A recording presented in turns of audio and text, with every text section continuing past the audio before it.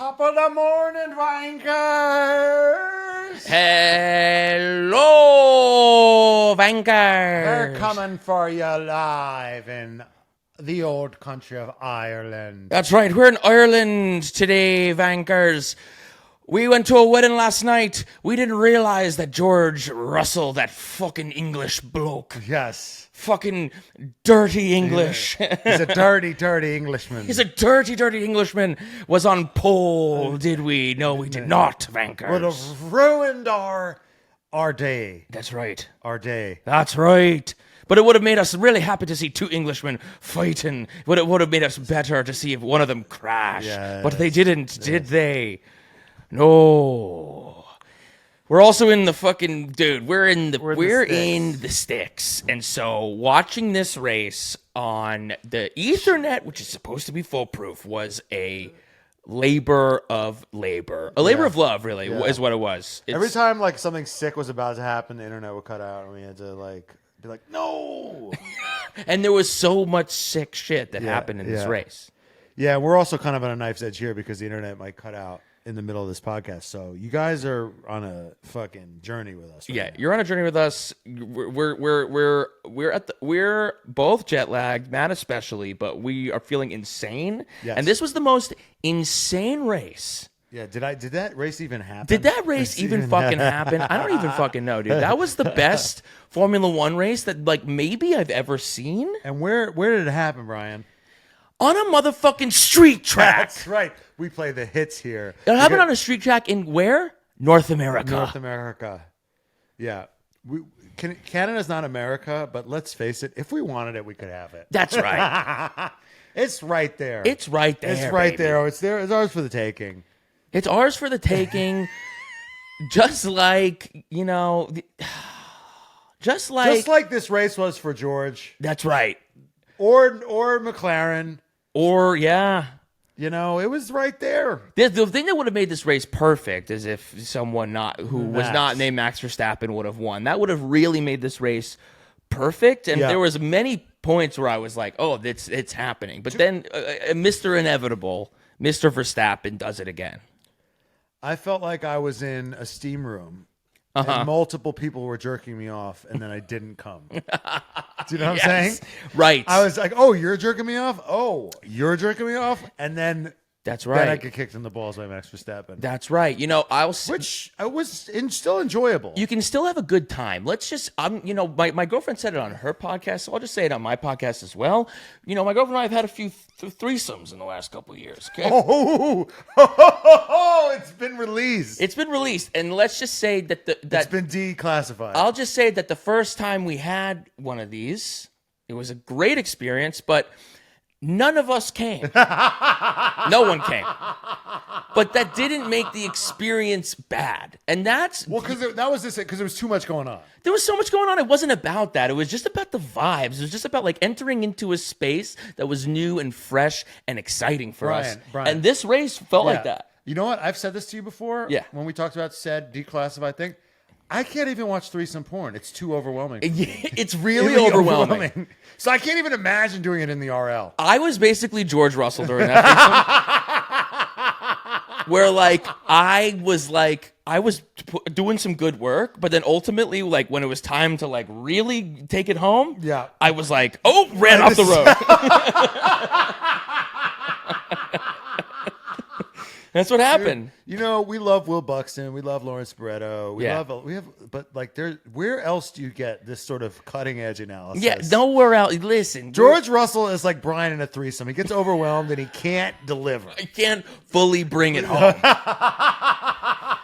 Where should we? I think we should just call our Wi-Fi hasn't cut out yet. Yes. We should just call the podcast there. That was perfect. We're not beating this, even though that's not TikTok.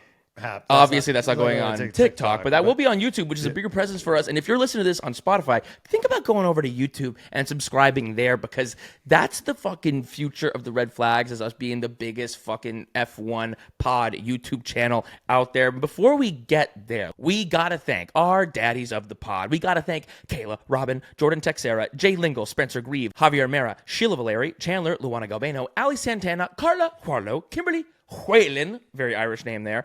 Alonso of Face 69, Donya Janad, Jimmy, Kimmy, sponsored by Mommy of the Pod, Hollister 584, Live Lot, Cat, Future Dog Tour Dion, Steph Grossi, JB Fresh, Laura, Emily Gillenwater, Cody Hull is my F1 daddy, Branch W, Keep Up the Signs Hate.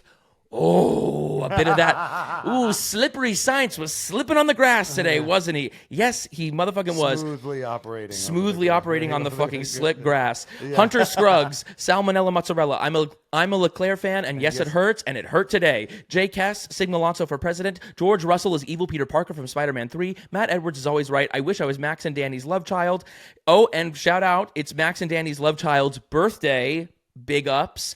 Delaney Andrews, Henry Caskey, Miles Lewis Alexander, The Real Toto Wolf, Meggie B, Kaylee Breyer, Eve of the Y, Nicole Piastri, Aaron Fiber, Devin, aka the future Dr. Sullivan's PA, Courtney Frazier, Yuki Tsunoda's other mother. That's amazing. Austin, and our newest daddies, Megan, Aaron, and Pineapple. Thank you, daddies. Okay, let's move on. Oh, by the way, guys, keep subscribing to us on Spotify. If you haven't, subscribe to us on Apple Podcasts. Leave us a review. Really helps us. We were top 8. Well, we were in the top 10 fucking sports podcasts on Spotify. Yes. So we thank you all for being subscribers on Spotify. We were also on the charts on Apple Pods. Yeah. You know, we're P8. What are we, fucking Yuki Tsunoda? That's right. Not today. Not today. Not today. Yeah.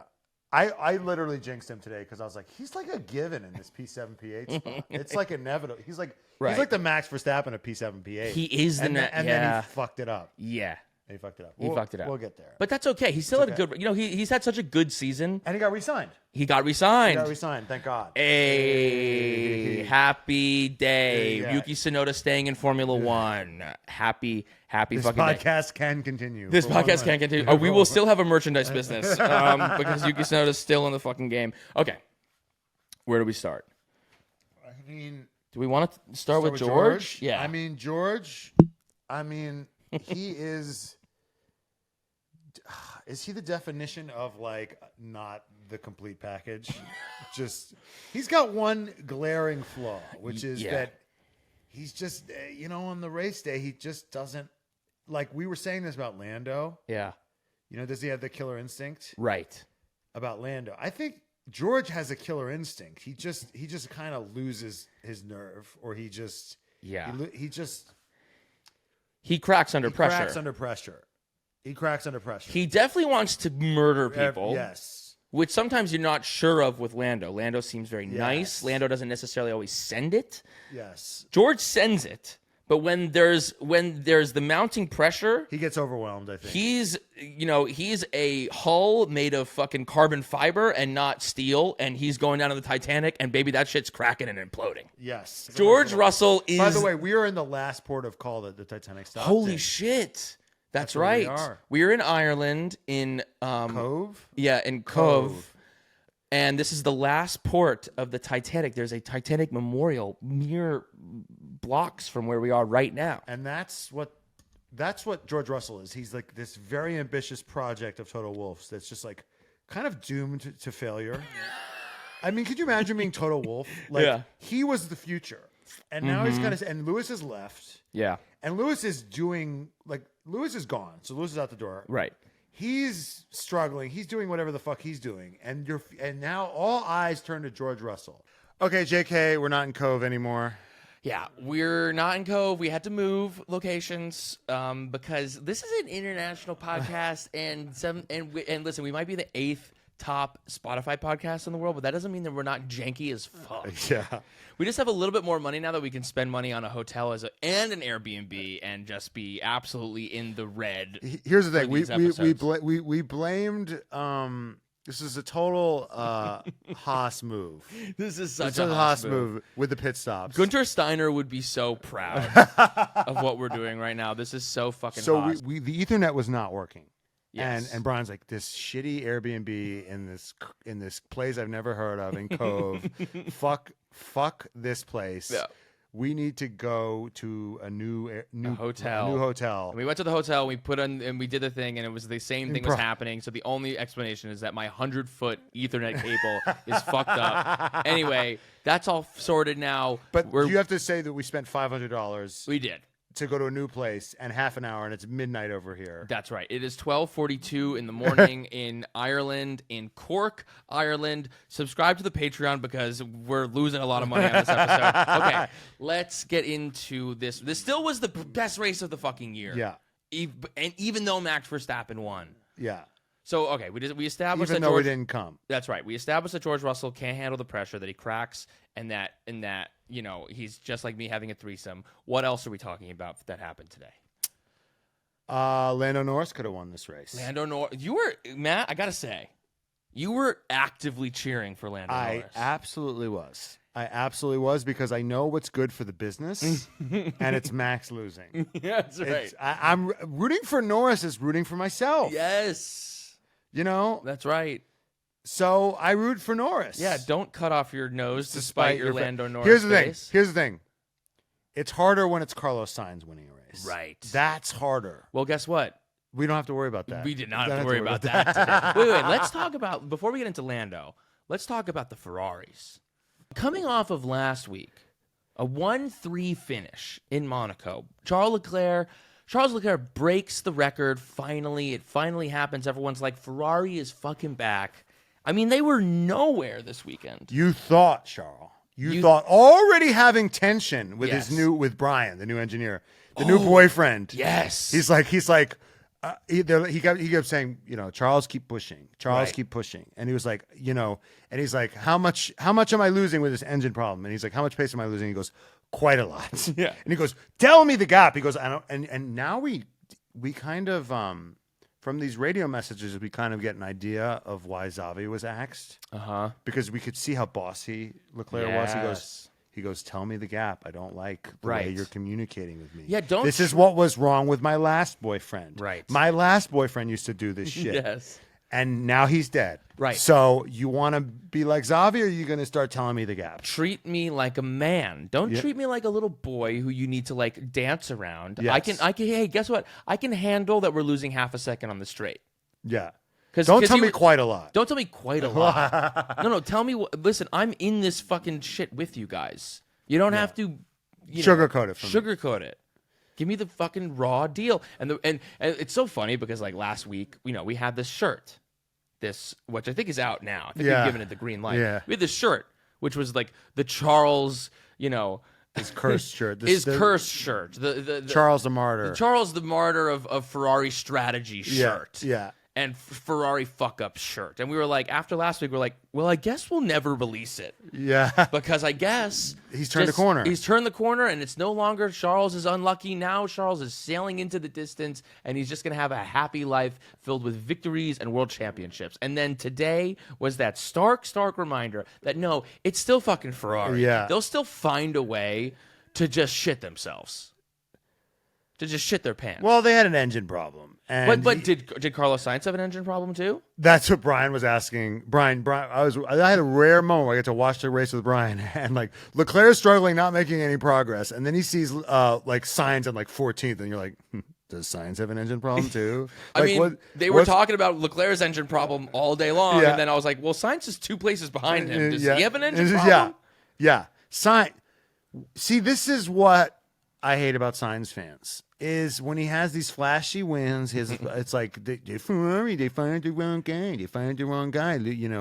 Carlos Sainz is the best driver in the world. Right. Because you're kind of saying that when they replace Carlos Sainz with Lewis Hamilton and you're upset. If you're upset about that, you're essentially saying Carlos Sainz is the best driver in the world. Which he's clearly not. Yes. He's clearly not. He was outqualified yet again by Leclerc. And he was running behind Leclerc even without an engine problem. Mm-hmm. And what did his smooth operator do? He operated very smoothly on the grass and then took out Albon, who had one of the greatest double overtakes I've ever seen in my whole life. Dude, the Albon double kill.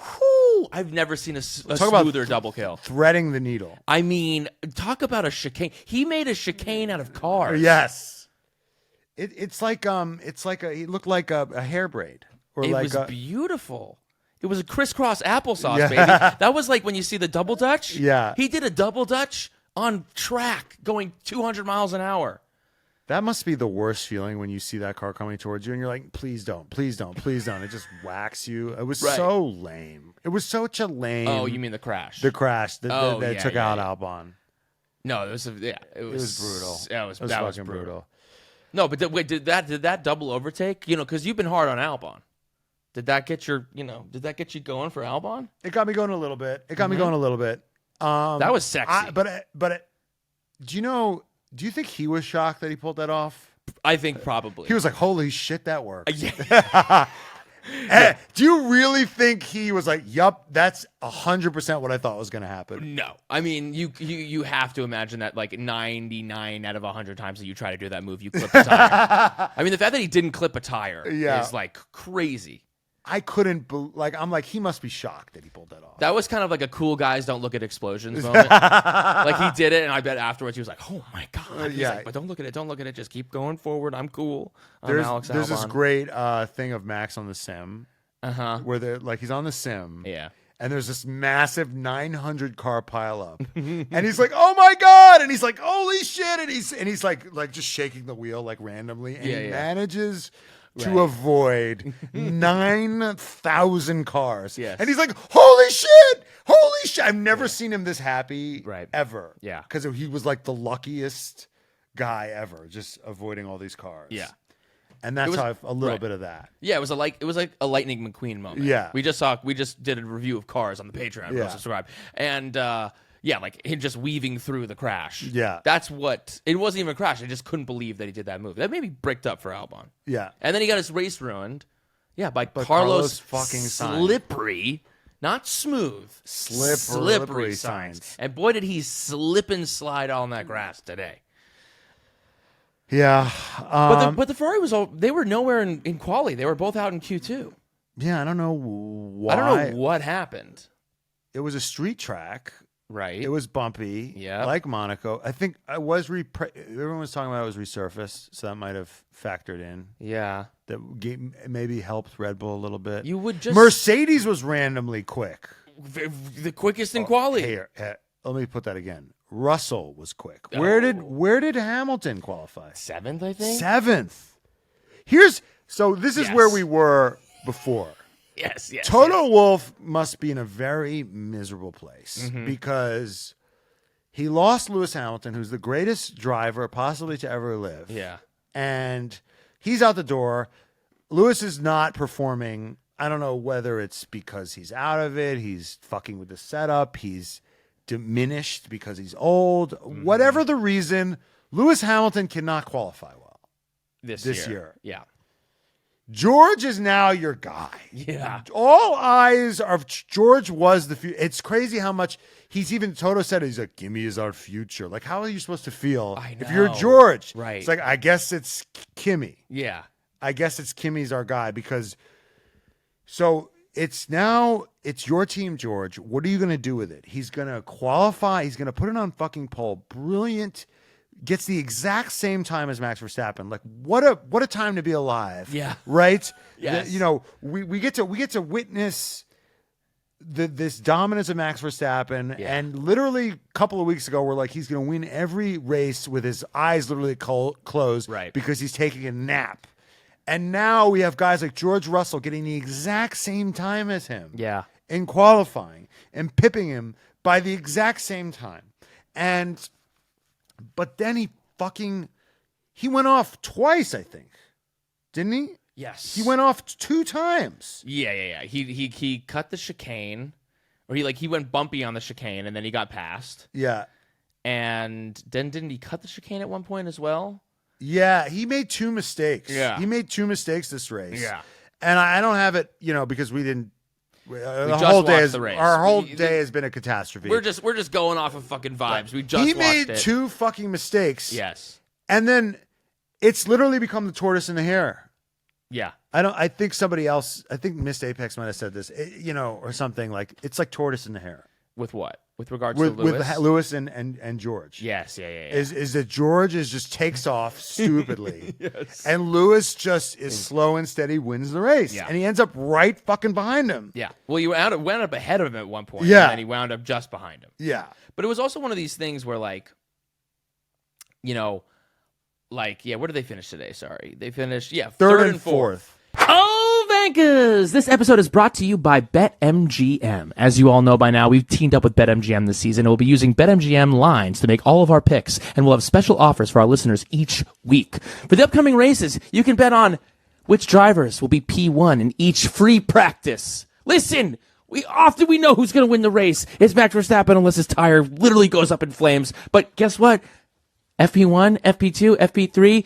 Sometimes Alex Albon's on pole, and we don't know why. But maybe you could, and you could bet on that for every race. You can bet on quali. You can bet on who's going to win, who's going to, you can bet on the season at large. And if you haven't signed up for BetMGM yet, use the bonus code DADDY, and you will get up to $1,500 first bet offer on your first wager with BetMGM. Here's how it works. You download the BetMGM app and sign up using the bonus code DADDY, because we're fun, just DADDY. Deposit at least $10 and place your first wager on any game or race. You can also bet on other things besides F1, but we all know why you're here. You will receive up to $1,500 in bonus bets if your bet loses. Just make sure you use the bonus code DADDY when you sign up. Don't forget, if you haven't signed up for BetMGM yet, use the bonus code DADDY and get your $1,500 first bet offer today. Gambling problem? Call 1-800-GAMBLER. Available in the U.S. Call 1-877-8-HOPE-NY or text HOPE-NY 467-369 for New York. Call 1-800-327-5050 for Massachusetts. 21 and over only. Please gamble responsibly. Call 1-800-NEXT-STEP for Arizona. 1-800-BETS-OFF for Iowa. 1-800-981-0023 for Puerto Rico, or visit www.1800gambler.net for West Virginia. First bet offer for new customers only, subject to eligibility requirements. Bonus bets are non-withdrawable. In partnership with Kansas Crossing Casino and Hotel. See BetMGM.com for terms. U.S. promotional offers not available in New York, Nevada, North Carolina, Ontario, or Puerto Rico. This is what I'll say about Lewis. I think how I felt watching Lewis run that race today, where George was just like ahead of him all fucking weekend. George qualifies on pole. Lewis starts in 7th, and then all of a sudden, like, we're towards the end of the race, and like Lewis is ahead of him. Yeah. George fucks up, and Lewis is ahead of him. It's how I feel like when you're like an older guy. Like, I used to play like pickup basketball. My sister, when I was in 7th grade, my sister was dating this guy who was like on the basketball team. He was like the best player on like the basketball team because it's just fucking cool, dude. Yeah. And I remember I would like really jealous. Matt was in love with my sister, so he was jealous. And I remember I was this short little kid, short for my class. I was objectively short, and I was like, let's play 1-on-1. And he would like, and I would like get ahead. He would just like let me get a lead. Yeah. And then like after a while, he was like, all right. And then he would just like block, like he would let me get that lead. And then he would beat the shit out of me. But then sometimes randomly, I would beat him because he would let me get too much of a lead, and then he couldn't make it up. And I would just like all of a sudden get like a little bit lucky with like hitting a 3-point shot that I wasn't supposed to hit. Yeah. And I feel like, and I get this because I'm like pretty good at ping pong. Among like people who aren't actually good at ping pong, because whenever I you beat Ansel Elgort routinely. That's right, I did beat Ansel Elgort. And he talked about it on Drew Barrymore's show. He said that we were pretty even, which means I beat the shit out of him. Anyway, but like when I play my friends who I know I can beat, like it's not fun for me to just like go in and play my hardest from the start. You can't honestly think that Lewis Hamilton I kind of do. Letting George get ahead of him for fun. Not for fun, but just like it's like he's not even. It's like it's not where his mind's at. He's just like, oh, like yeah, sure, I'll find my way there. Well, it's the difference between George. He races Lewis, and Lewis is just running his own race. Yeah, Lewis is just like doing whatever the fuck, man. Where are they right now? 54 and 42. Like that's a very make-upable lead. Yeah. Like he's keeping him like a little bit in the foreground. And then when it's time to like get in there, and that's what happened today a bit. It was George is like eagle, double bogey, yes. double bogey. Yes. And Lewis is like par, yes, par, birdie, par, right. par, birdie. He's not bogeying that much. No. You know, and I think that's kind of the difference. Right. And whether or not, and we can argue whether or not George is getting the upper hand on Lewis. You could say, well, George is getting the upper hand on Lewis, or Lewis is washed. You could even if that argument is true, right? George is very incomplete. Yeah. He fucked this lead up. He fucked this up. I know. He could have won this race. Yeah. He was on pole. He got away clean, and he just kind of blew it. Yeah. Twice. Yeah. He should not have finished third. He should have finished at worst second. You could see how upset he was after the race. Yeah. He looked like he was ready to cry. It was weird. Lando looked chill. Yeah, well, Lando, like... wasn't his fault. It wasn't really his fault, and, like, he got unlucky, and he was, like, aware of the fact that he had gotten lucky before. I think, like, everyone who's in there is kind of like, I won in Miami, I got lucky with that safety car. It was only a matter, the racing gods said... No. I wasn't going to get lucky today. Yeah. And he's won this year. Like Lando's in a good spot. He got the monkey off his back. Lando's like in a good spot right now. George is like not. George is having to deal with Kimi Antonelli when he thought that he was the golden boy. He was Kimi. He was once Kimi. upon a time. Not anymore. Wait, speaking of people who you were saying that Lewis Hamilton, doesn't blow it. Sergio Perez. Oh. I mean, we talked about it a bit on the Patreon. Buyer's remorse. It was a bold move after Monaco to re-sign Perez. After that performance, bold move. Here's what I have a question. Yeah.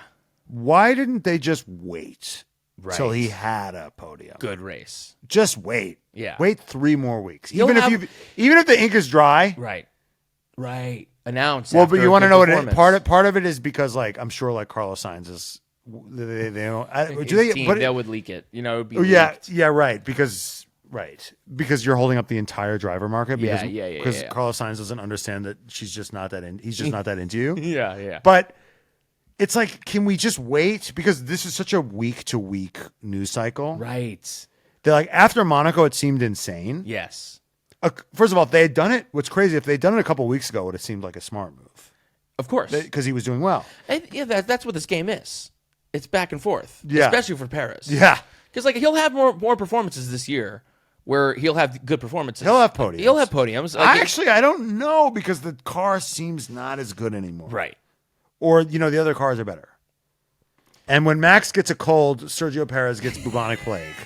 Yes. So, I don't know. Yeah. I don't know when his next podium But is. wait maybe for a track that's maybe, I know he was he's the street king. He's the street king. He's supposed to be the street king, but these tracks are not really that suited to the Red Bull, despite what Max is doing. It's just such a bad look for Red Bull. It's just it seems so cynical and not right at the racing heart of what they used to be. They used to be, ruthless. Right. Fucking ruthless. Yeah, savage. And now they've kind of gone the other way. They're like, well. Yeah. He seems to not piss Max off. Right. And he's got a lot of fans. Right. And I don't know. For all you Checo fans out there. Yeah. Is this what you guys want? Right. Do you want him to just be re-signed and just look like this every week? He's fucking miserable. You know what I did like though is he re-signed and then he got knocked out. He got knocked out and he's banging the fucking halo. Yeah. And I'm like, you know what? This guy got his extension and he still fucking really cares. Yeah. And he's still fucking going for it. He still wrecked his fucking car this week. He's not just like, oh, I got my 1-year extension. I can take a few plays off. Right. No, he cares a lot. And that's my one thing I'll say that's nice about Sergio Perez. Yeah, in a week like this. In a week like this, is that he fucking really cares and he Yeah. really tries hard. And he's not one of these guys who's just collecting a paycheck. Right. He really wants to do well. Yeah, he's so streaky. Yeah. This is what happened last year. I mean, it's like it's the same vibe. And if toxic anything, boyfriend. it's just like he's either up there or he's fucking nowhere. And it's really tough. I mean, and he's must be in his head now, especially as like it's getting tougher as everyone's catching up with Red Bull, but it's also like reaching that same point in the season that it happened last year.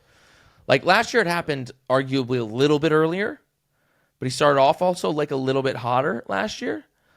But like, you know, the second places we were like, this is just it. If he does this, then he's chilling. Where are they in the constructors? Because they lucked out that Ferrari had a double double DNF. Right. Because let's see the constructors here. Constructors, they have 276. Ferrari has 252. And they had a double DNF this week. Yeah, that's very doable. That is up for grabs. Yeah.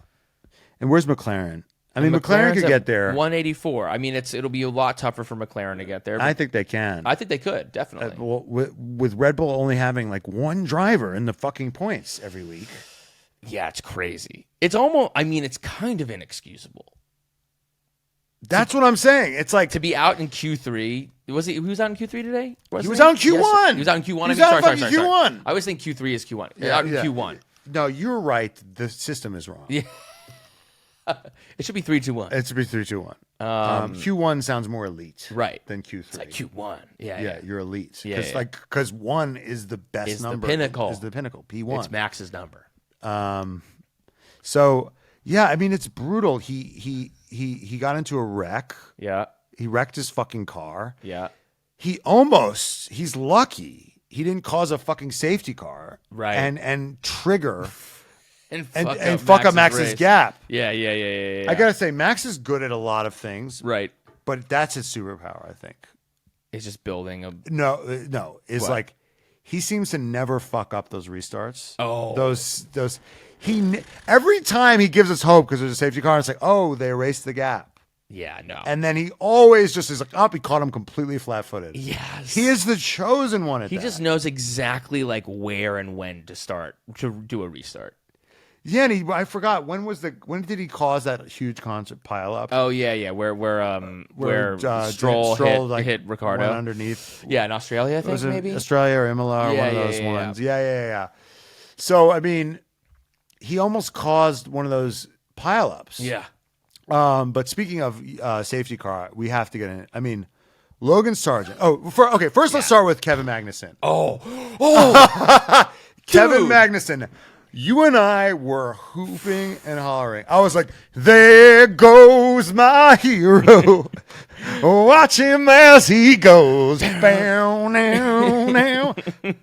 Guys, how happy were you? Oh my God. To see him playing in the mud. Like he was born for this moment. Dude. Some people wait a lifetime for a moment like this. I mean, he was fucking...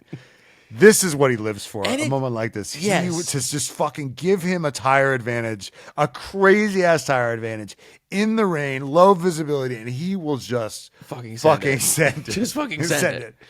Unbelievable. And Hulkenberg was on the same strategy, but he was not making up his... And KMag, he out-qualified Hulkenberg. Yes. One time. Yes. And he was just...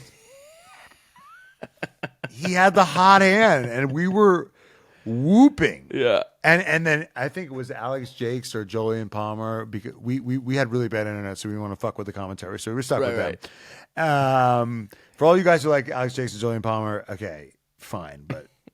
We would have rather been with Crofty. And Brundle. But Jolyon Palmer just kept being like, remember, guys, it's a long race. Yeah. And that this is going to come back to bite him in the ass. I'm like, shut the fuck up. Matt and I were yelling at our screen. I'm like, let us have this. Shut up. Just let us He's winning right now. He's winning right now. And honestly, I wanted to be stuck in that moment forever. I wanted to be stuck in the moment where Hulkenberg was sending it on Mercedes. How high did he get? He got to like 4th or 5th. Magnussen got to like 4th, and Hulkenberg got to like 7th or 6th. He was like breathing down Max's neck. It was amazing. I mean, he's like passing Piastri. Yeah. It was like unfucking believable. And after the year that Magnussen has had, for like that victory. That's such a beautiful thing about F1, especially now that like there's more, that it's not just Max sailing into the distance. Like even though Max won today, there's just like more variety to these races. Mm-hmm. There's like more opportunity for like a storyline, for something weird to happen. It was unbelievable. It was the best thing that I've ever seen. Yeah, and KMag has aggravated me, but god damn it. Do I want him to succeed? Yeah. When push comes to shove, I'm like, win this race. Right. Because he doesn't give a fuck. He doesn't give a fuck. He is Esteban Ocon to everybody all the time, and I respect it. Yes, you have to respect it. You have to respect it. You have to fucking respect that. And I think it was because this recording keeps cutting off, but I don't think it actually caught us saying that he used the full wets.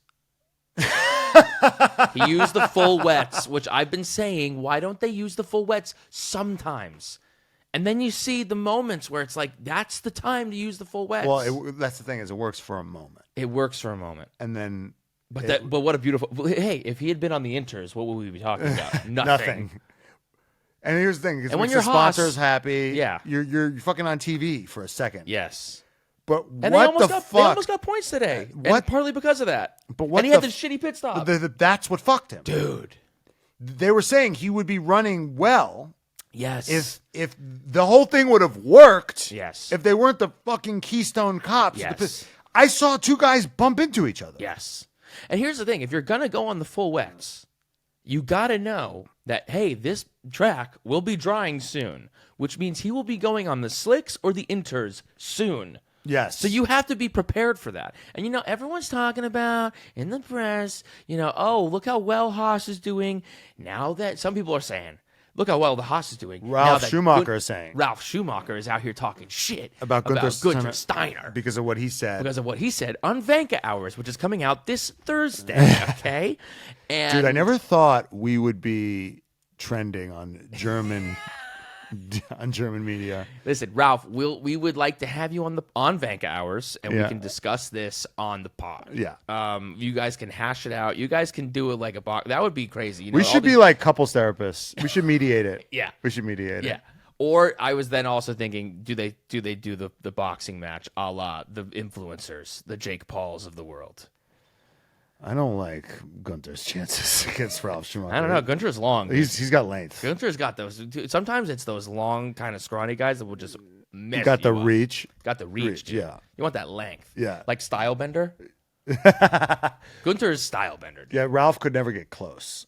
He would have to get in there, and then Gunther would just keep him at arm's length. See, it's this kind of analysis that you're coming to the red flag. This is what we're here for. We're Delulu right now. We are fucking feeling crazy. Wait, so they had the pit stop. But yeah, everyone's saying, it's like, oh well, there's people saying now that Gunter's gone. Look at how well Haas is doing. Blah blah blah. Look at that. If that moment had happened with the Gunter Steiner, everyone would have been, oh, Gunter. But he's gone. What's your excuse? How do you not know? How do you not know that this is going to happen? This moment's going to come up. You got to get your fucking people ready to nail that moment. Yeah. Also, Gunter's team has come in 7th before. So where are they running right now? Where are they running right now? It's like the amount of recency bias. We only have brain cells to last a week, and then it's Archimedes' ship or whatever. Everything rebuilds, and it's like a whole new ship. Yeah. I forgot. They're in 7th. They're in 7th. Haas has gotten in 7th before. Yeah. They got 6th or 5th one year. Yeah. Like out of 12 teams in pre-cost cap era. Right. Okay? So like all this shit about, and look, we're completely objective here. Totally. Completely objective. Don't let the fact that Gunther Steiner is a close personal friend and on several WhatsApps with us influence the fact that we're completely objective and we can look at this impartially. Haas is not better without Gunther. First of all, we can't really tell because basically this car was developed under Gunther. That's true. It's really next year, right? That we'll see. Or and like the 2026, how they do with the new regs. Yeah. So this is still Gunther's recruiting class, so to speak. Yeah, Hulkenberg, when Hulkenberg puts in good performances, wow, what a great drive from Hulkenberg. Let's remember who revitalized the man's career. Yeah.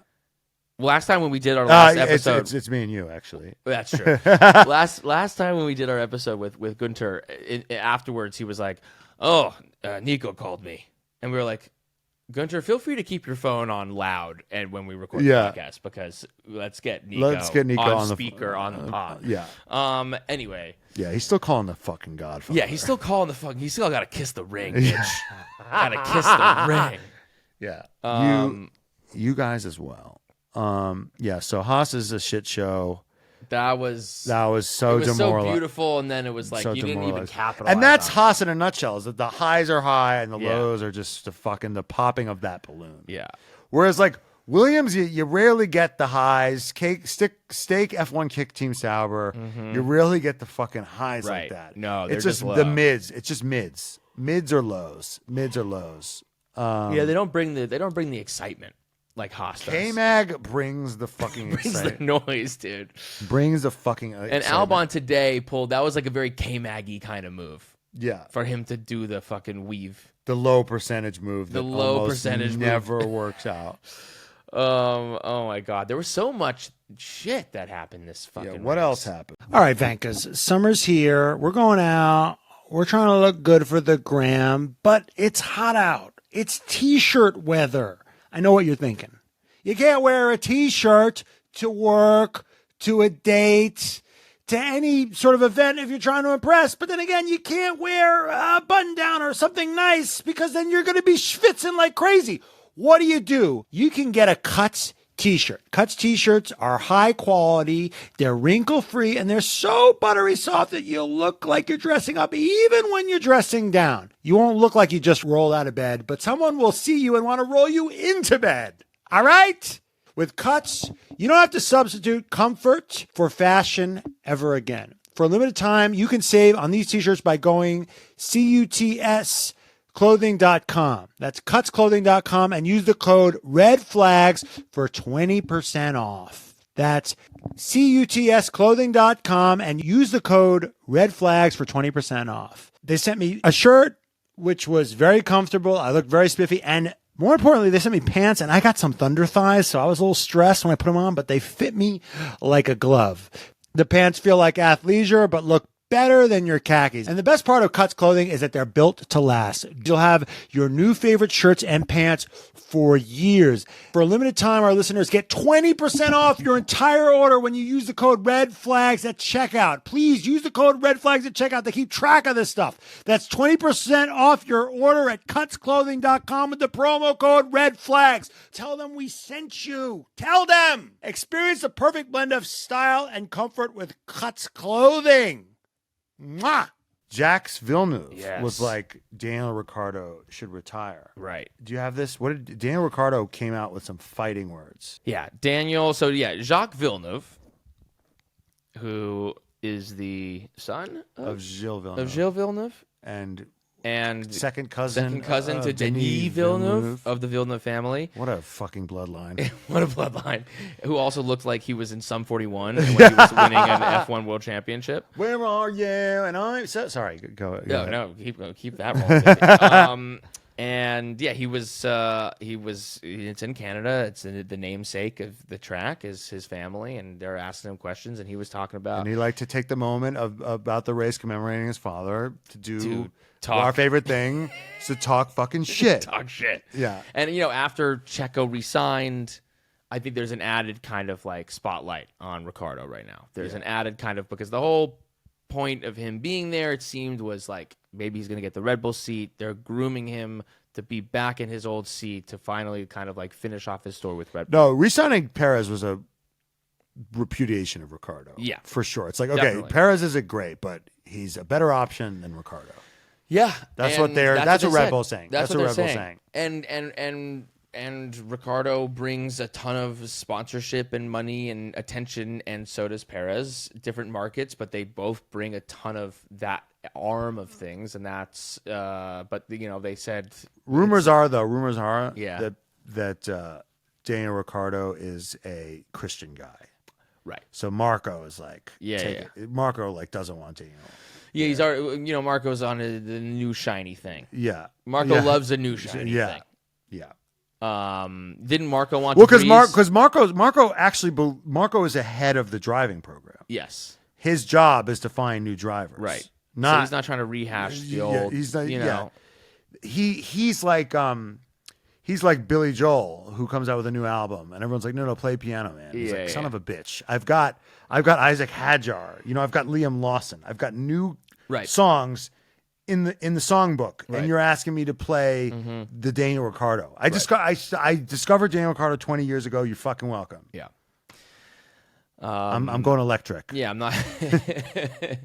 I'm not playing the old hits. Yeah, I'm not doing the reboot. I'm not doing the new Cheers reboot. He's Bob Dylan. He never sings his old hits the same. Right. Yeah, if I'm gonna sing the old hits, I'm gonna fucking do them differently. Yeah, and you're gonna be infuriated.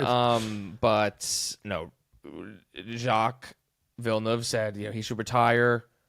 He ain't got it anymore. Like get the fuck out. And it was intense what he said. And this is what Ricciardo said. He asked. And Jack is a savage. Like he was like, Gilles. He just like when they asked about his dad, he was like, he was not a present father. Like he's a savage. He said shit like that in the documentary about Gilles. He was like he was selfish. He's like he said this about his own dad. Wow. So if you think he's hard on Daniel, like he's actually taking it pretty easy on Daniel. So if he's gonna say that about his own father, his own late father. What hope does Daniel Ricciardo have? None. He's the nastiest Canadian out there. Yeah, he's Ralph Schumacher of Canada vibes. Yeah, exactly. He's kind of on that. He's on that wave. Tip. Anyway, so Ricciardo heard that, and then this is what Ricciardo had to say.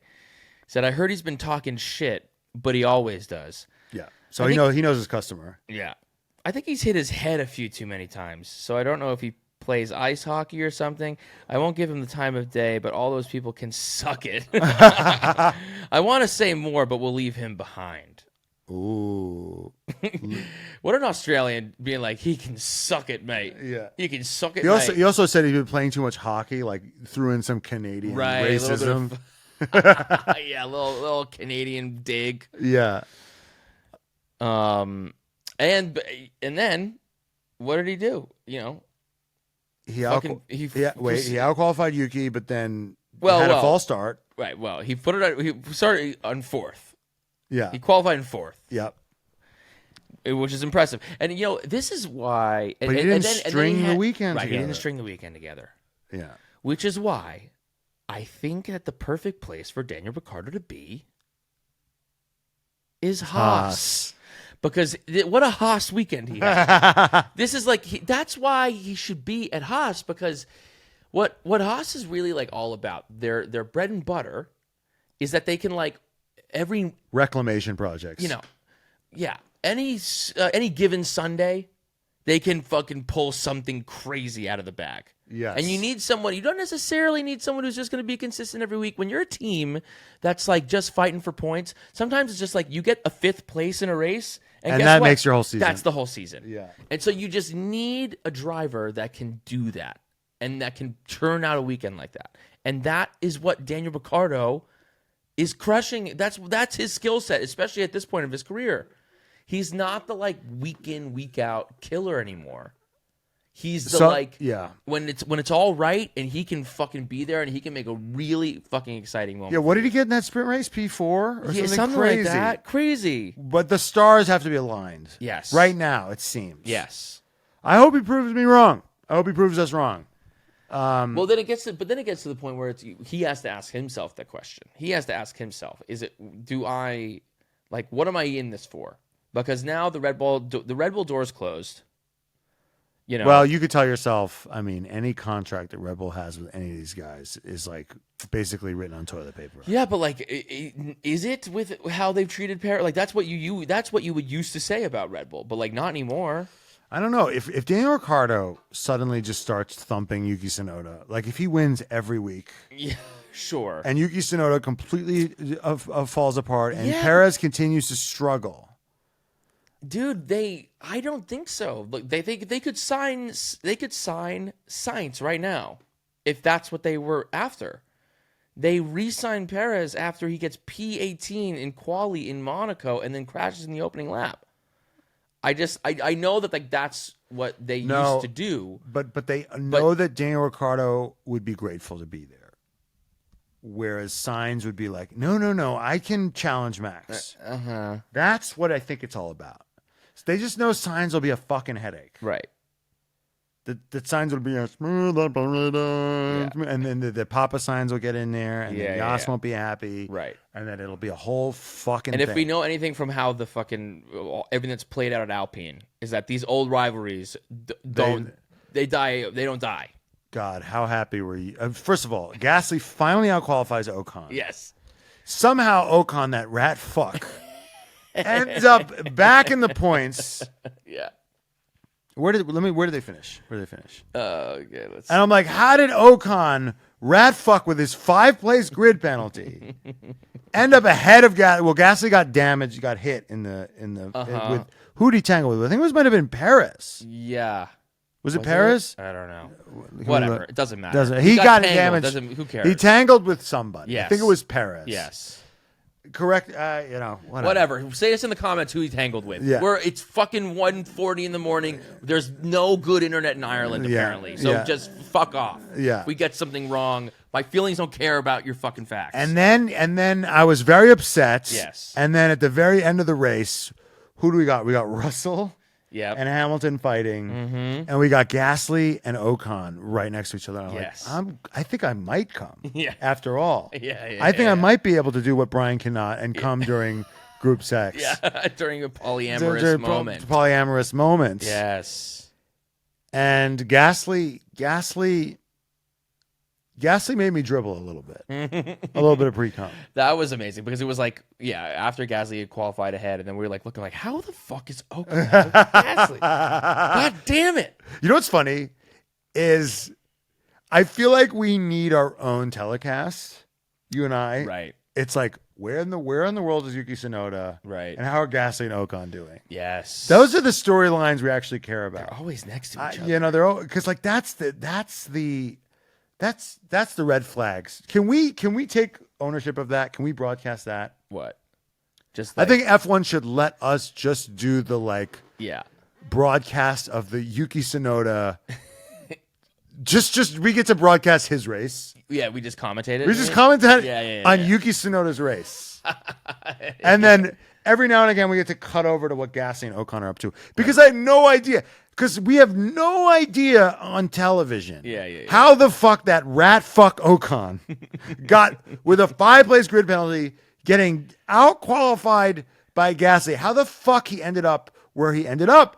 And this telecast, can I just say, was horrible. Yeah. Where were the radios today? Oh my God. There were no radios. Lando Norris gets absolutely screwed over by the gods. Yeah. We got to talk about this, and there was no radios about it. Where is Lando being like, oh, I guess I can't win now? Right. I mean, let's just talk about Lando. So Lando qualified where? He qualified like third? I think second? So, yeah. Third. No, so it was George, then it was Max and then it was Lando. And then Lando was just looking fucking... We're sorry we're so all over the place, guys. The internet's been cutting in and out. Bear with us. So the race starts. George gets away. Max is there. Lando is in third. Yeah. KMag does his miracle of miracle of miracles. Fiddler on the Roof, miracle of miracles, and we're like, you know what we need? We need a safety car. Right. We need Logan to deliver. Yeah. Deliver us a safety car. Yes. And then we see yellow flag. And we're like, please, God. Please, God. And then we see Logan. And we're like, yes! Yeah. Because we need K-Mag to be able to get in for a quick change. Right. You know, without doing too much. That's what K-Mag needs. Yeah. We're like, Logan, right. Where are you when we need you? And he throws it off. Yeah. And we're like, yes! But he's like, no, guys, I still got it. I can get it back on the track. And we're like, no! No! And then... Fuck Logan Sargeant. Because that's when we wanted him to put it in the wall. Yes, yeah. And then, fucker, yeah, Lando Norris, for some reason, turns into the ghost of Ayrton Senna on those my intermediates. Yeah. George can't do any, because George is like stuck behind Max because he can't get a dry line. You can't go offline. Right. And Norris is a little farther behind. Yeah. And he's in clear air, and he's like, he catches up to them. Yeah. And he's just, I don't know what it was, but for some reason on this particular stint, he was able to, that's just when, did Russell made a first mistake so Max could get by him? I think. Yep. And then I think he made another mistake maybe, and then Norris got by Russell. Yep. And then Norris then gets by Max. Yes. And Norris is building a fucking serious gap. Big gap. Because for some reason, in these exact circumstances, in this temperature, on these tires, and this wetness, he's fucking unstoppable. Yeah. And then yellow flag, Logan Sargeant. This time, when you don't want Logan Sargeant to do his thing, this time he's fucking really binned it. Yeah. And he's like, you guys, you got to come get me. Yeah. You got to call AAA. Yeah. Because I can't drive this one out. Right. And I'm like, you motherfucker. Fuck you. Fuck James Vowles. Fuck James Vowles. And like, we really believe in you. You're fucking up my race. Yes. You're fucking up my race. Now, it's amazing when Logan Sargeant does this at the right times, and it sucks when he does it at the wrong times. But we were like, when's Logan going to put it into the fucking wall? And then he did. You need a Latifi. You need the Logan Sargeant. But they got to know when. But even more than that, this was the thing that I got really mad at. I saw that crash happen, and I said to myself, as a dumb fan, as someone who just watches the race on the television, I say, safety car. Safety car. That's a safety car. They're not going to be able to get that car out. But what does race control do? They wait. They wait like 2 minutes. Just say, oh, where is it? Blah, blah, blah. And then they call a safety car. Right as Lando passes the pit lane. Exactly. You know what's and then he gets fucked. Yeah. And then because he would have gone into the pits just like everybody else, he would have maintained his lead. And who knows? Maybe he wins that race. You know what the irony is? Is they didn't want to call a safety car because they didn't want to fuck up the race. And in not wanting to do it, yes, if when in doubt, just throw the fucking flag. Because you know what I mean? Just throw the flag. You know what it's going to be. Look at it. It's Logan Sargeant. And it's in the wall. It's in the wall. Like, he's not getting out. Like, he's getting out of the fucking car. That's a safety car. What are we talking about here? Yeah. Like, why can't there be a system? This is the most technically advanced fucking organization in the world, doing with the most technically advanced. And the race gets fucked. Systems, technology, and you look at it, and it doesn't pass the eye test. You can see it with your own two fucking eyes that is a crash that warrants a safety car. Yeah, look, we understand that there's chance in this sport. Yes. Like sometimes you have bad luck, but this is completely avoidable. Completely avoidable. Completely avoidable. And it would have made for a better race because there was still a chance that Max would have caught him, and they would have been able to actually go like toe to toe. It wouldn't have. It greatly helped Max, but like when Lando got that safety car, honestly, it was luckier when Lando got that safety car. Because like in Miami, because like he was behind Piastri that whole weekend, and then he was the last person on the and Piastri got screwed. And Piastri got screwed on that thing. This one wasn't really like this one was just Lando getting fucking screwed, but it wasn't like Max didn't get. I don't know what I'm trying to say, but it doesn't feel 1-to-1. Oh, you got lucky this time, you got unlucky this time. It was like it felt stupid. It felt like a mistake. As opposed to last time, which was like, last time was unlucky. This was like race control fucked up. Yes, that's what we were trying to say. It was a mistake. As a hive mind, it is 2 a.m. almost. He could have won that fucking race. I was clapping my hands for fucking that little Prince Lando. I know. Matt was actively rooting for Lando. Unashamedly. He was like, "Come on, Lando. Come on, you piece of shit." Even when at one point, remember when he came back out and he was when they tried to do for the overcut. When they tried to do the overcut and he got second, and then all of a sudden when Piastri passed him and then they made them switch places. Yeah.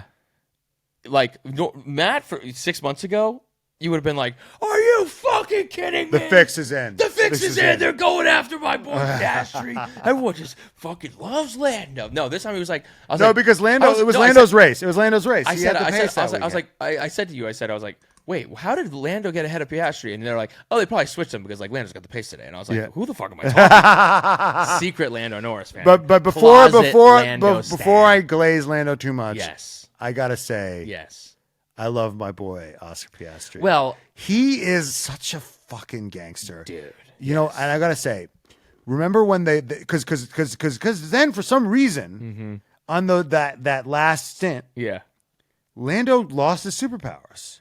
Yep. And maybe on low fuel. On low fuel, maybe they just did on those tires and that temperature, the Red Bulls came alive and Lando was, and Oscar seemed like he had the pace. Yep.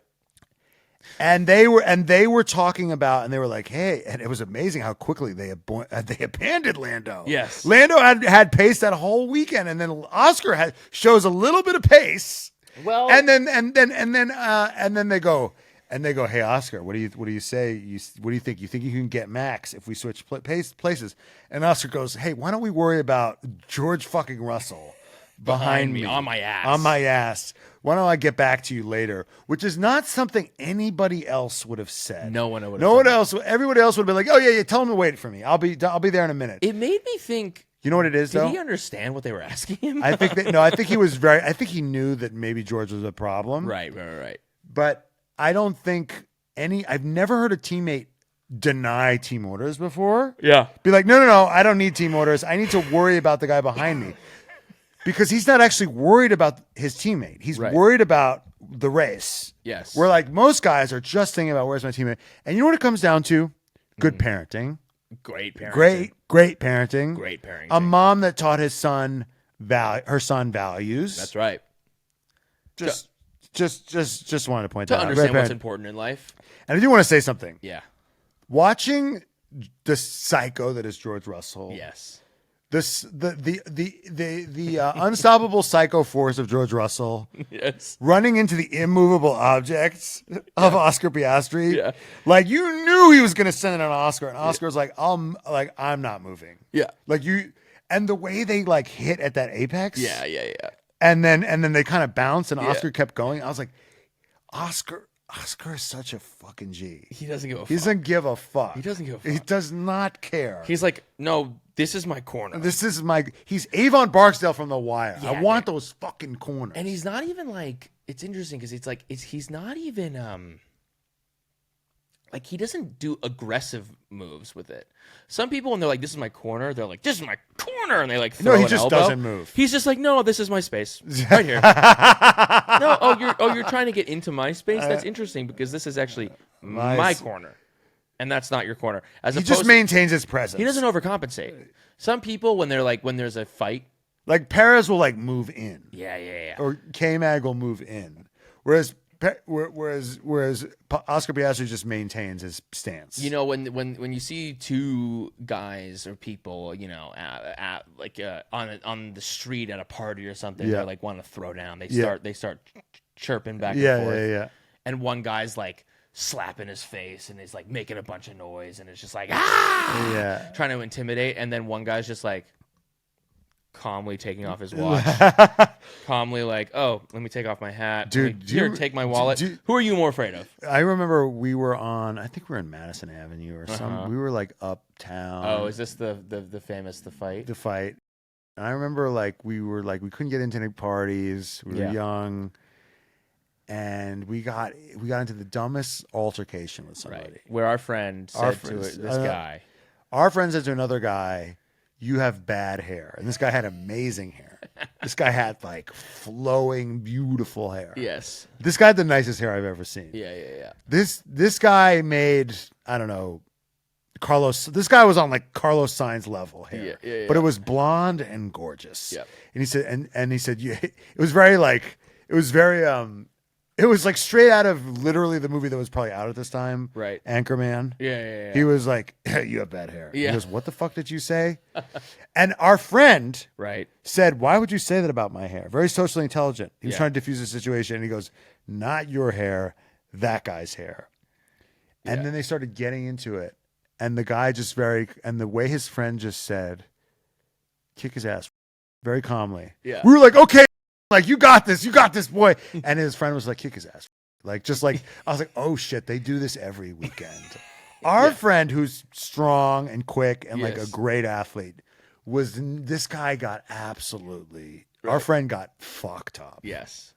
It was, and we knew he was fucked just by how calm this guy was and how meticulous he was at going about it. Right. And that's Oscar Piastri. There's a great, and also I gotta say, Oscar Piastri has great hair as well. Yeah, he's got good hair. He's got a, we have a divorce attorney. There's a divorce attorney that's always like, that makes the podcast rounds. He's very famous. And he always says like, empty chambers make the most noise. Empty barrels make the most noise. Yep. And he says when he's disputing another lawyer in a divorce, and that lawyer's like, oh, I'm gonna fucking take you to kingdom come. Right. I'm gonna sue you. I'm gonna do this. I'm gonna do that. He's like, I know that lawyer's full of shit. Yeah. But a lawyer's like, okay, I'll see you in court. Yeah. Like he's like, that's the lawyer that you're fucking afraid of. Yep. That's Oscar Piastri. Oscar Piastri. Yeah. I'll meet. We say it all the time. G's move in silence like lasagna. That's right. And that's the Oscar Piastri way. Oscar's like, I'll see you at the corner. Yeah. Yes. Meet me at our spot. Yeah. Which is fucking my fucking front wing and your fucking punctured tire. Yeah. He doesn't give. It was beautiful. Yeah. It was beautiful. All right. Should we get into our awards? Yeah. Let's go. All right. Well, Vankas, we have a new award, baby. That's right. Payback of the Day, which is sponsored by our newest sponsor, Cash App, baby. We made it. We made it, baby. Cash App is sponsoring the pod. You know that we've been obsessed with Cash App as a brand, and now we're even more obsessed because they're making this episode possible. We thank you, Cash App. We love you as much as we love Danny Rick and Yuki Tsunoda, which is a lot. Okay? Vankas, not only does Cash App sponsor our favorite perfectly branded Formula One team, but they also make it easier for you to save money so you can do the things you love, like going to an F1 race. Listen, to be honest, we thought that Cash App was just a way to send people money, but it's also a faster, simpler way to bank. You can start saving with as little as $1, no hidden fees, no minimum balance requirements, no account fees. A lot of these places you go, it's just like, hey, I want to put my money here. Oh, well, give us money in order to do that. Not with Cash App, okay? And we all know that overdraft fees make no sense. Why are you charging someone if they don't have any money? We needed that when we were 25. Believe me, I need it right now. And which is why I'm happy that I'm putting my money into Cash App. Please. Plus, when you deposit $300 or more in paychecks, you can get up to $50 in free overdraft coverage. It pays to get paid on Cash App. So go download the app today. Now, for Payback of the Day. Who's winning that? Because we already talked about one. One, it's got to be Daniel Ricciardo. Oh, for Jacques Villeneuve. For Jacques Villeneuve. Jacques Villeneuve talked that shit, and when you talk shit, you get hit with a P4 in fucking quali, okay, bitch? Okay. So that's one. That's one. That's definitely a payback of the day. I think another payback of the day, I think they made it a payback of the day, was Red Bull when they said, when Lando Norris is dead after the safety car. And yes. And GP gets on the radio and he's like, Miami sends its regards. Yes. What goes around, goes around, goes around, goes around, goes back around. Yeah. So true. He's literally said what comes around, goes around. Yeah. Like it was like karma's a bitch. What is oh my God, what is that JoJo Siwa song? Oh my God. Karma's a bitch. That was literally like Lando's a bad person for getting safety car luck. Right. Oh my God. Wow. We just watched the bit of this. I've not seen his music video, Karma's a Bitch, by JoJo Siwa. Yeah. But yeah, dude. I mean, put GP in that outfit. In JoJo Siwa's outfit and just say, hey, Lando, karma's a bitch. Okay? And you're with it right now. And you're with it That's right now. literally GP. He is a sassy bitch. It's true. GP is a sassy bitch. Yeah, dude. 2 generations. We did J Till and JoJo Siwa. Yeah. We're the 2 cringiest people on the internet right now. Wow. Yeah, no, that is what happened. That was payback. That was Max getting payback for Miami. Yeah, that was payback. Yeah. And speaking, we should, and just, And Alex Albon had the Cash App send of the week. That's true. Yeah. Yes. Yeah. He's really Cash App. That was another, we were like, it's the send it. Who sent it this week? Because you can, send money on Cash App. Fucking Alex Albon fucking sent that shit. Yeah. Be lucky if you look down at your phone, you had the fucking what Alex Albon was sending out. Daddy of the day. You know, it was such an amazing moment. Yeah. It didn't work out when they did. I mean, I loved this race so much. Yeah. I loved this race so much where they decided like everyone was going to go in during the safety car. The second, I think it was, I forgot. Everyone was going to go in to change to everyone's changing to the slicks. Yeah. Everyone's like, we got to go change in the slicks right now. My God, and they left Lando out. No. They left Lando did the overcut.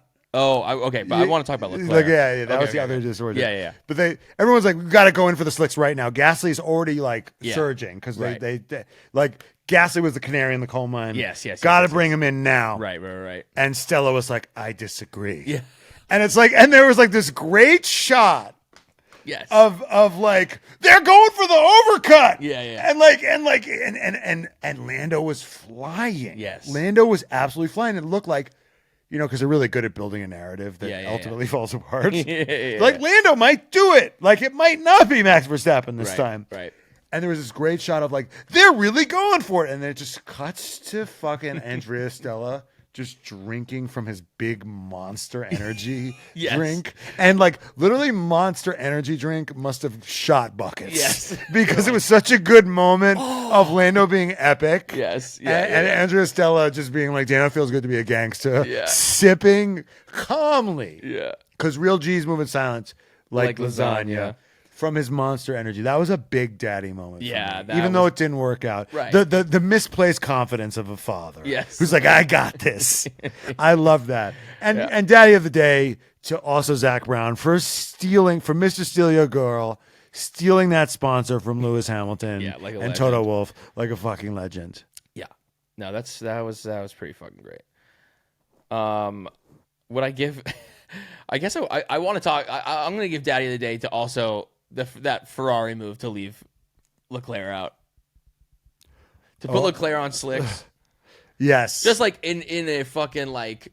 You got it, son. No, I don't need directions. I got it. I know where I'm going. And then all of a sudden you're fucking... He's like a minute behind. That was crazy. It's like, why don't... Well, I guess they had felt like he was already down. He was already down. They're like, why not? They watched... there was that moment where in the beginning of the race, KMag's, pulling that move when he's on the different tire. They're like, maybe that'll happen for us. They're like, Charles, we're looking at the thing. It's not going to rain much. Yeah. Charles, it's going to be 2 laps, maybe, of rain. And then you're going to be in a great position. That's like, kids, it's not going to rain. No, don't bring your umbrellas.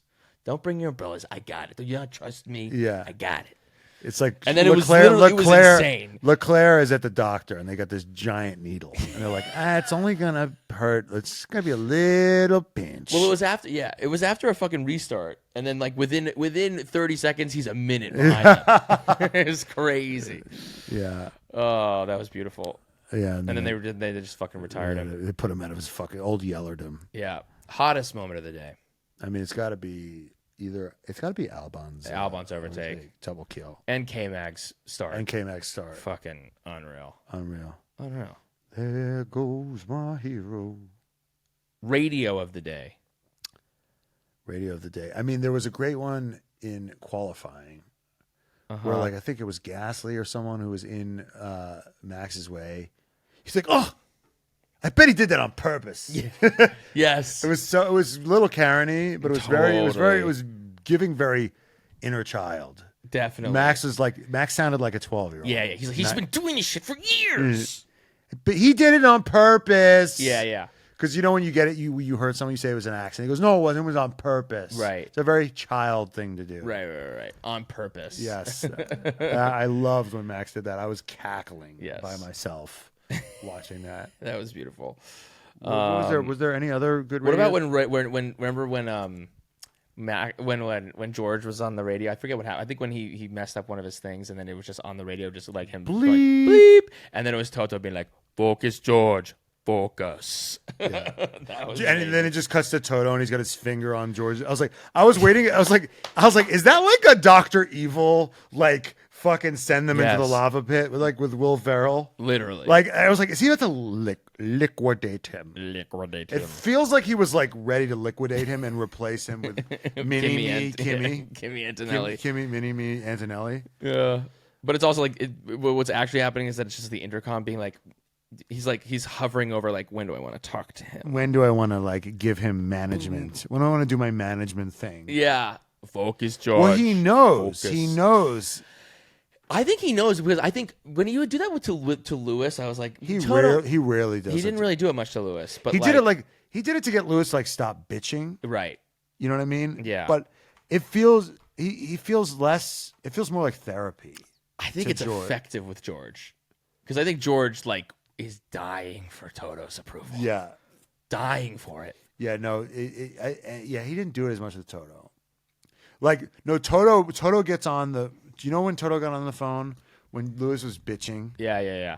And he's like, "We know the car is shit. Now please drive it. Yeah. We get it. Yeah, we suck. Okay, just drive the car, please. Thank you. Like, you've gotten your fucking pound of flesh, right? Whereas it feels more like parenting. Yes, with George. Yeah.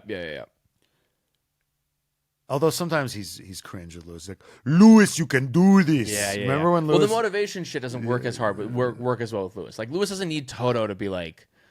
He doesn't. Lewis gets down sometimes. He gets down, but he doesn't like revere Toto in the way that George does. Yeah. You know, like, motivation is like only. He's not doing sleepovers. As effective as like the person giving it. It's like you endow the person giving you the motivation. That's what makes a motivation effective. Is that like, I trust this person, I look up to this person, and this person who I look up to is telling me that they believe in me.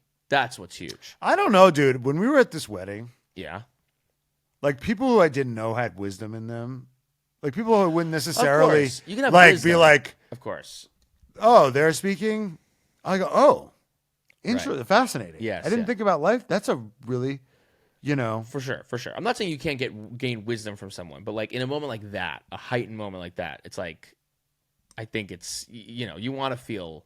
What makes it so powerful with George is that George like looks at Toto and thinks, yes, it's daddy. God, I need daddy's approval. He really does need it. I don't think he's getting it, and he's not getting it. And then he didn't get daddy's approval there. He got focus, bitch. He said, "Hey, I see." And I think that Kimi stuff must be fucking with him, of course, because it's like he should be all in on George. Like, for George's psyche, yeah, he should be all in on George. And he's trying to roll it back. He's trying to roll it back. He's trying to be like, I shouldn't have talked about Kimi so much. Like, we'll see what happens. He fucked that up. Yeah, he fucked that up because now there's a lot of pressure on Kimi. Yep. And George feels like shit. Yep. Whereas he should take the spotlight off of Kimi, let Kimi develop at his own pace. Yep. And make George feel like number one boy. Yeah. Give George a chance. George has never felt like number one boy. No. Ever. Not for 1 second has he ever felt like he's had Toto's full confidence. Yeah. He languished in Williams for 3 years. Yep. George is damaged. Yeah. George is damaged. He languished in Williams for 3 years. He's very talented. Yeah. He's a very talented driver. Yeah. But he's damaged. And I think, now we're in new territory. Yeah. We're in new territory. For George. Did Toto Wolff fuck George up? Because he left him. Because here's the thing. He left him in Williams maybe for too long. Yep. And then finally he brings him up. And now the car sucks. Yep. And he spends half the time trying to keep Lewis. Yes. Oh shit! I gotta keep Lewis happy. Gotta keep Lewis happy. Yes. The plan was Lewis wins the 8th. He retires. It's George's team. They keep it rolling. Yes. That was the plan. That was the plan. What actually happened was they didn't win the 8th. You can argue it. He doesn't have the trophy. He doesn't have it. He doesn't have the trophy. Yeah. He didn't win the 8th. Sidebar. Every time they do a safety car and then all the cars unlap themselves, do you think Lewis goes, "Are you fucking kidding me?" Every time. Every single time. Every time they do the safety car, like I saw, like it was like Joe was like kind of like making his way, like, sorry guys, let me get back in front of the safety car. That's so Raven.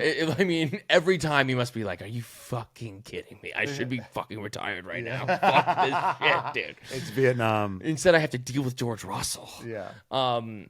But no, that was what was supposed to happen was, Lewis was the 8th. George gets in there. He keeps it rolling. What actually happened was he doesn't win the 8th.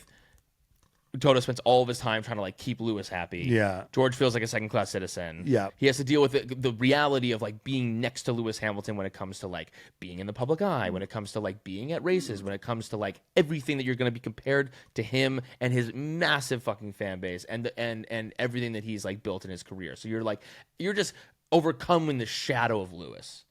Yeah. Then finally, and he's become like Mozart to him, and he's Salieri. It's he's built him up, as this titan that he needs to take down. Right? Yeah. You give him the unwinnable task of beating Lewis Hamilton, because even if you can do it on track, he'll be hated for it. Yeah. He doesn't get and Lewis Hamilton Fans are just well, Lewis is fucking He never gets the credit that he deserves. No. That he is thumping he's in a Lewis. Really tough position. He's in a tough thumping Lewis. He's in a tough place. Yeah, he is.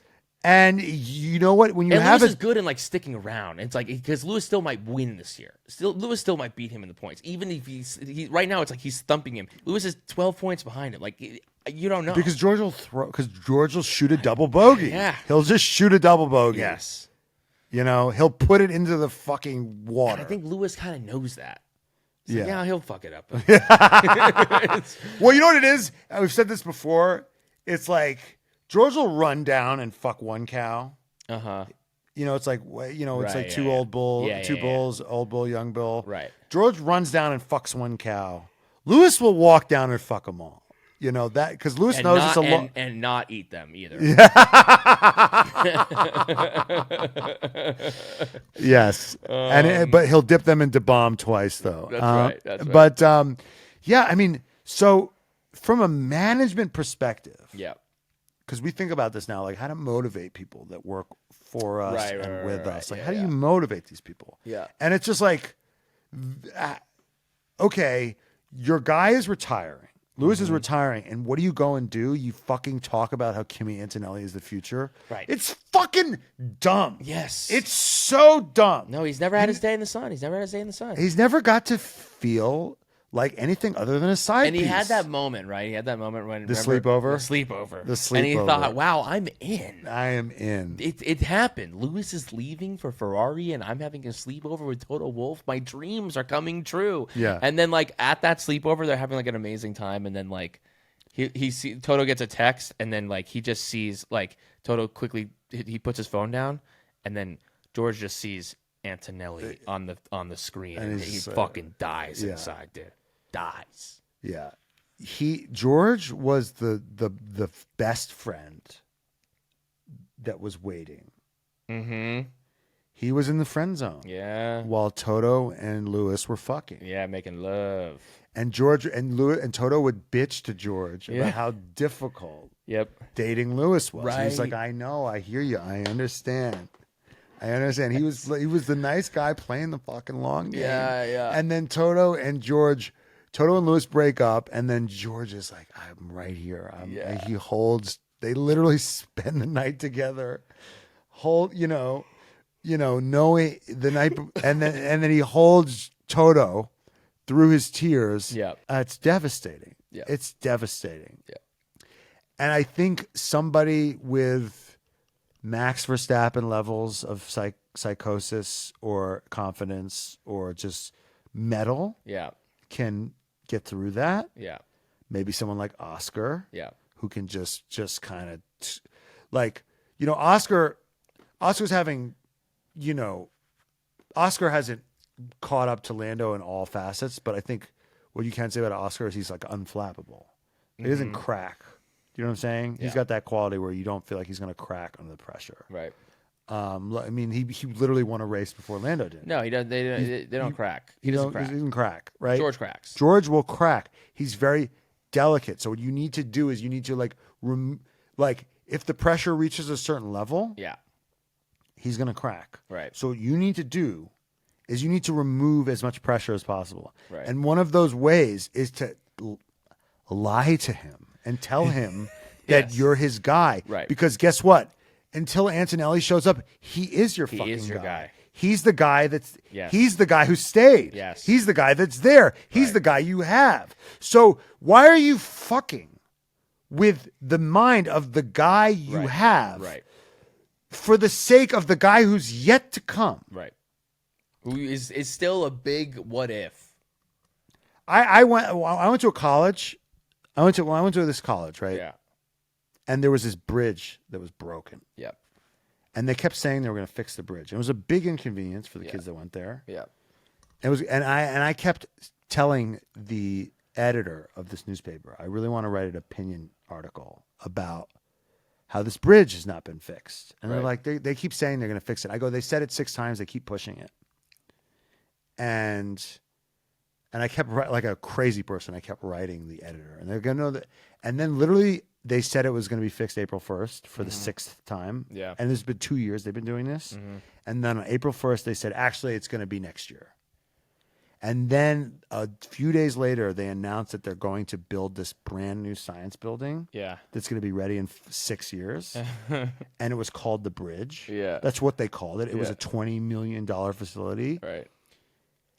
And I lost my mind because it was called the Bridge. Yeah. And this thing it was a wooden bridge that cost $800. Right. Home Depot trip. Yeah. And I went crazy because they're mortgaging the goodwill. Like, they don't give a fuck about the kids that actually went there. They care more about attracting students that are like in 8th grade right now. Right. And it felt, and as a student that's there, it felt really shitty. Right. That like, it's like, oh, you care more about like the future than the present. Yeah. It was kind of demoralizing. You felt like you didn't matter, you know? Yeah. So I'm basically saying I relate to George Russell completely. Well, yeah, it's like that sucks when people are like, there's that meme where it's like your school the second you leave, and then it's just like new buildings and everything's amazing, and you're like, what the fuck? You don't give a fuck about me. And like literally nothing. You're at a party and your eyes are just everywhere. Yeah, and I was like literally nothing worked in my house. Everything was shitty, and like I mean. It's because like they're always looking at they're looking at the future instead of the present, right? And I get that like you have to do that as a business, but don't make the people currently there feel that so acutely, right? It's the growth culture, fucking Silicon Valley bullshit. So I guess my point is like Toto could be removing as much of those pressure points as he can. He can't remove all of them, but he can remove some of them. He cannot and maybe contribute to them, and that could make the difference, right? Speaking of George Russell, I love George Russell. I love George Russell. Me too. He's a perfect driver.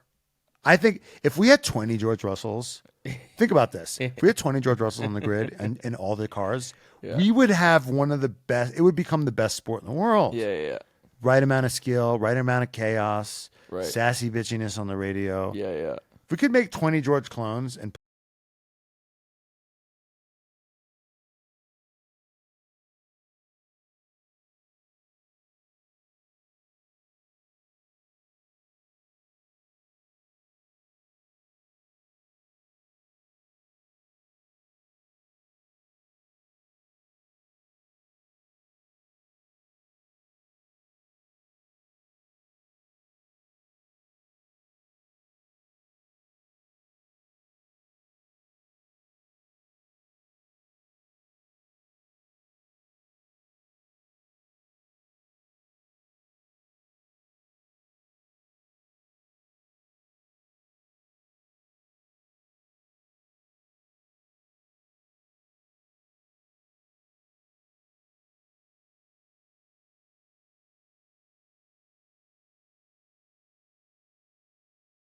that was like, we finally got back to the OGs. Yeah. And then it was like Kravitz that was like, and give the BAFTA award to Lando Norris, who's complaining about the safety because he just, he's like down on pace. That was amazing. I was fucking amazing. Like, damn, if only we'd been able to be with these guys the whole goddamn time.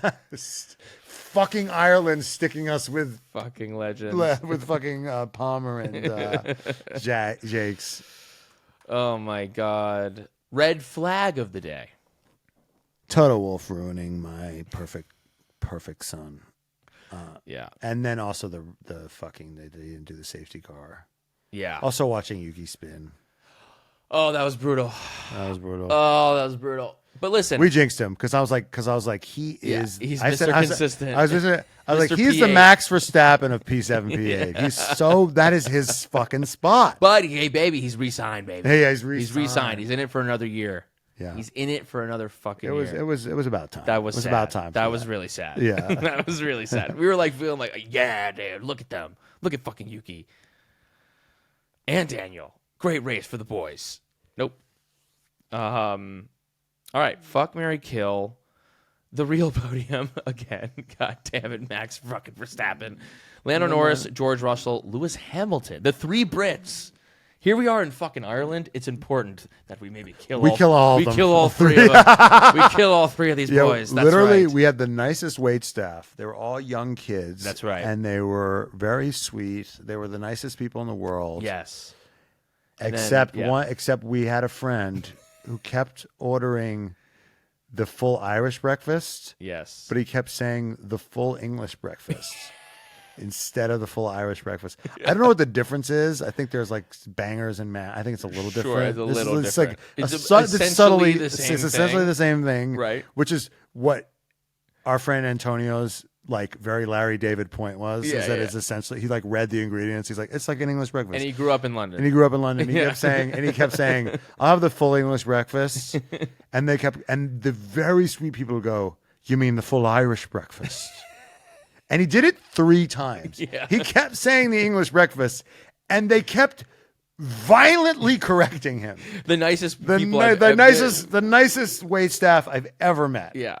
We're like, no, fuck off. So, you know what? This race. We're killing all 3 of them. They're all fucking gone. All right. Fucking A. We've made it to the end. Vanka Hours. Make sure you're subscribed on all the fucking correct places. We're going to be talking with Gunther tomorrow about everything that we didn't cover today, getting into more depth with all this stuff. We got to thank you all again for thank you for putting up with this episode. This was maybe the most difficult one we've ever recorded. This was maybe the toughest process we've ever done. So we hope you enjoyed it. I don't know how good this was, but we love you and we thank you. Goodbye, Vankash. Goodbye, Vegas.